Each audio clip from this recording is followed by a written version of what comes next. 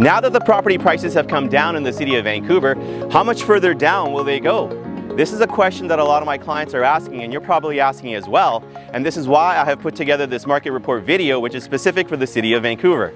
In this video, I will be talking about how much the mortgage affordability has dropped by since the rise in interest rates.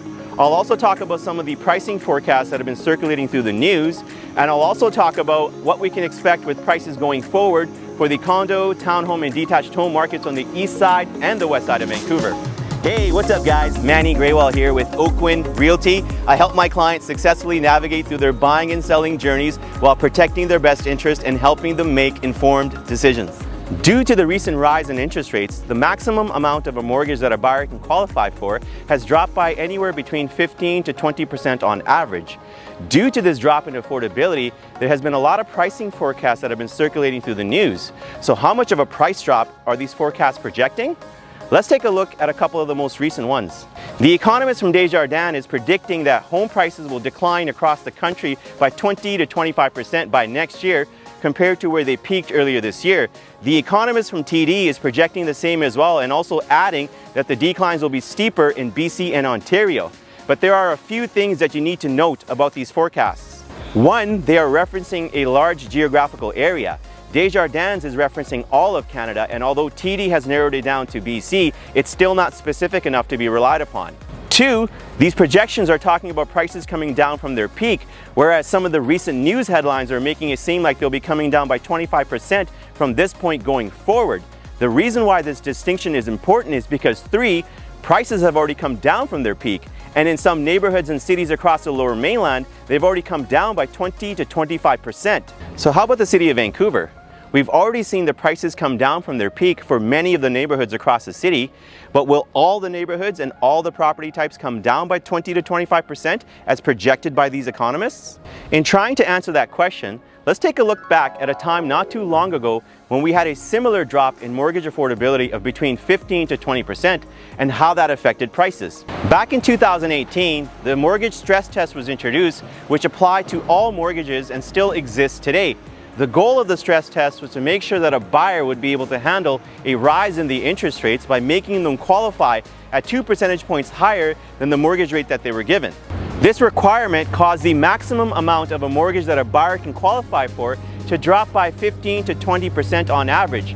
This is very similar to the current drop in mortgage affordability that we're dealing with due to the interest rates rising by 2.25% over the last 6 months. So how much did the prices come down by in the city of Vancouver for the condo, townhome, and detached home markets after the stress test was introduced? Before I get to that, I wanted to thank you for watching, and I also want to let you know that I will continuously be providing these types of updates for the real estate market in the city of Vancouver as we continue to move through this transition. If you would like to be kept up to date, please click on the subscribe button, or if you prefer, you can text me or you can email me. If you have any questions or comments about this video, or if there's any topics that you would like me to discuss going forward, please mention them in the comment section below. Starting off with the condo market, on the east side, the benchmark prices dropped by approximately 6%. On the west side, they dropped by approximately 7%. For the townhome market, they dropped by approximately 7% for both the east side and the west side. And for the detached home markets, they dropped by approximately 11% for the east side and by approximately 19% for the west side.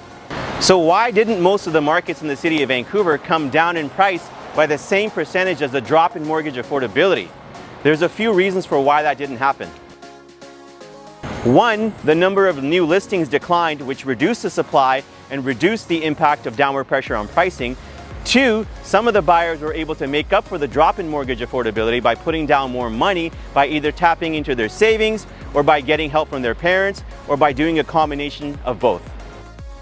The reason why the condo and townhome markets were not as affected is that when mortgage affordability dropped, those that were looking to buy a home moved over to a townhome, and those that were looking to buy a townhome moved into a bigger 2-bedroom condo.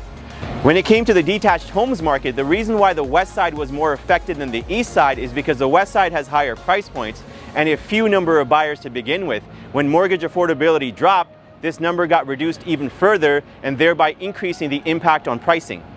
So what are my thoughts on pricing in the city of Vancouver going forward? Well, in my opinion, Since we are dealing with a mortgage affordability drop that is very similar to what we experienced in 2018, we should see similar effects on the condo, townhome, and detached home markets as we saw in 2018. This is provided that the interest rates don't rise significantly going forward. Even if they do rise, I expect the pattern on pricing to remain the same as it was in 2018, meaning that even though the mortgage affordability will drop a little bit further, not all markets will come down by that same percentage. And when it comes to the condo and townhome market, they will be more protected than the detached homes market. And when it comes to the detached homes market, the east side will be more protected than the west side. Please keep in mind that there will be some properties that'll drop by less and some that'll drop by more than what we saw in 2018. The property types and neighborhoods that'll be the most vulnerable to the biggest price drops are the ones that experience the greatest price gains compared to the rest of the city. What we do know is that markets and interest rates are cyclic. Interest rates will eventually come down and markets will eventually move back up. We've already seen the prices come down, and since not all neighborhoods and property types will come down equally, especially based on what we saw in 2018, I strongly suggest that you start monitoring the neighborhoods and the areas that are the most important and the most relevant to you. Be market wise. Monitor what matters so that you can make informed decisions. As I mentioned earlier, if you would like to be kept up to date with the real estate market in the City of Vancouver as we continue to move through this transition, please click on the subscribe button. If you have any questions or comments about this video, or if there's any topics you'd like me to cover going forward, please mention them in the comment section below. And lastly, I would really appreciate it that if you did like this video, if you did find value in it, if you can please click on the like button or the share button so others like yourselves could also get a chance to see it. If you would like to get a copy of the pricing forecast for the City of Vancouver, or if you would like to find out how much properties are selling for in your areas of interest, please click on the link below, or if you prefer, you can call me, you can text me, you can email me. I promise you that I'll provide you with an informative, pressure-free conversation. Thanks for watching and have a great day.